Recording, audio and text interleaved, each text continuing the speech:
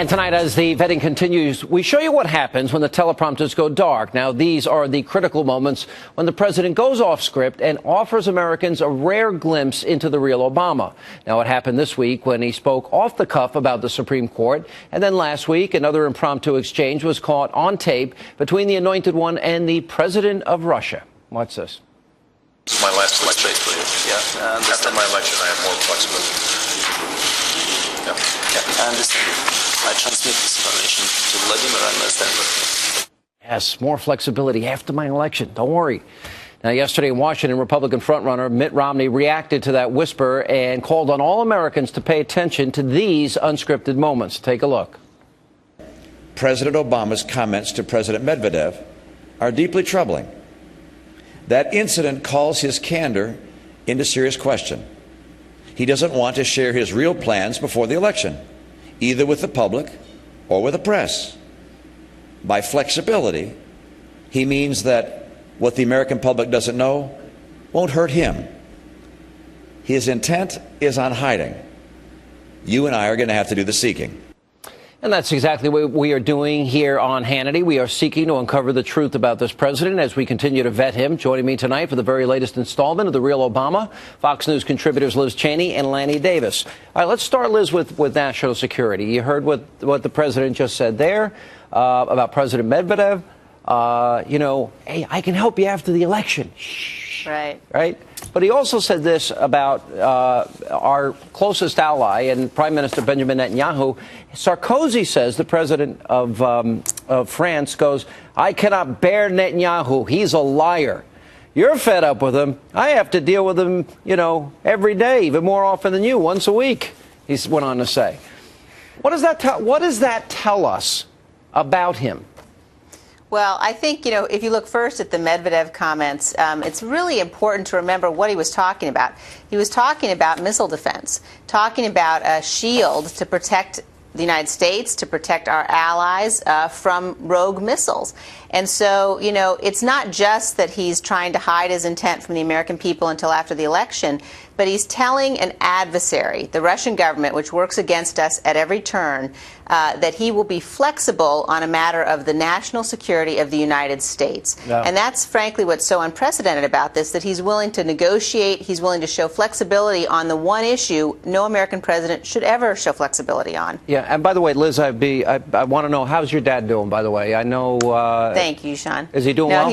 He's doing really well. I mean, it's just it's tremendous. It's been miraculous. We're all feeling just incredibly grateful and blessed. And he's at home, and I would imagine he's probably watching right now. So you can give him a shout out. Mr. Vice President, we're thinking about you. You've been in our prayers, and we hope you're out fishing really, really soon, because I know you like to fish with Liz. Lanny, I've known you a long time. If he's not willing to state what he wants to do publicly, and he's hiding this from the American people, there is an inherent fundamental dishonesty in that. Listen, I got an election to deal with here. I will transmit to Vladimir. Excuse me. And then saying, agreeing that Netanyahu's a liar. I got to deal with this guy every week. First of all, I think there are embarrassing things, including this one, that are said when you don't realize you're on mic. And I'd like to say that Liz Cheney, although I've disagreed with your dad, I do hope he's well and pray for him and admire him, though I disagree with him.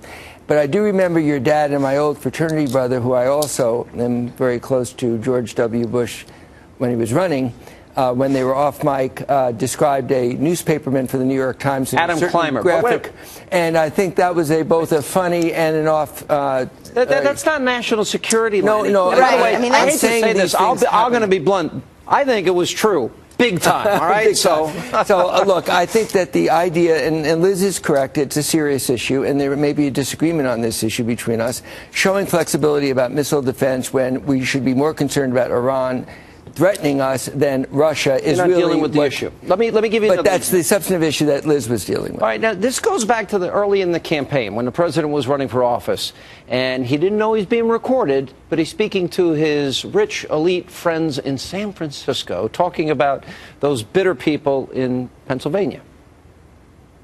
When you go into some of these small towns in Pennsylvania, a lot like a lot of small towns in the Midwest. The jobs have been gone now for 25 years, and nothing's replaced them. And they've gone through the Clinton administration and the Bush administration, and each successive administration has said that somehow these communities are going to regenerate, and they have not.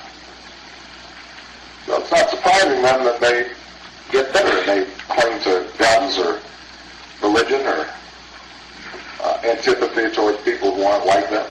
They get bitter, they cling to their guns, their religion, with antipathy towards those, Liz, that are not like them. Yeah, I mean, look, Sean, this president is clearly clinging himself to an extremely radical agenda. And when you combine that ideology with this arrogance of power, and it's an arrogance in this case that, basically I think has convinced him, look, I can say what I really think in private when the mics aren't on, when I think the mics aren't on, and frankly hope that the American people will be willing to overlook it, or that his rhetoric in public is somehow so moving for all of us that we will ignore the fact that he really does believe that people are clinging to guns and God because they're desperate. And I think let me go dangerous. to Lanny here. How are you going to spin this one?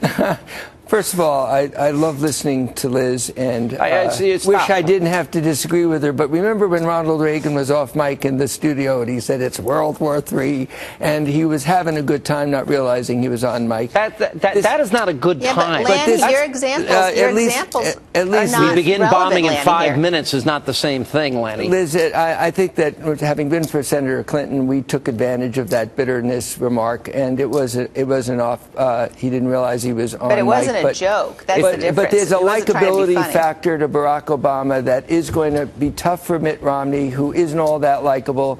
It's what elected George Bush over Al Gore, and you're going to find Obama's high likability equation right now is going to be what is. All right, let me go to one more. This is the president. If you dared to say the following, accuse the president. Now he's accumulated $5 trillion in debt in less than 4 years. Under the Bush administration, $4 trillion in new debt in 8 years.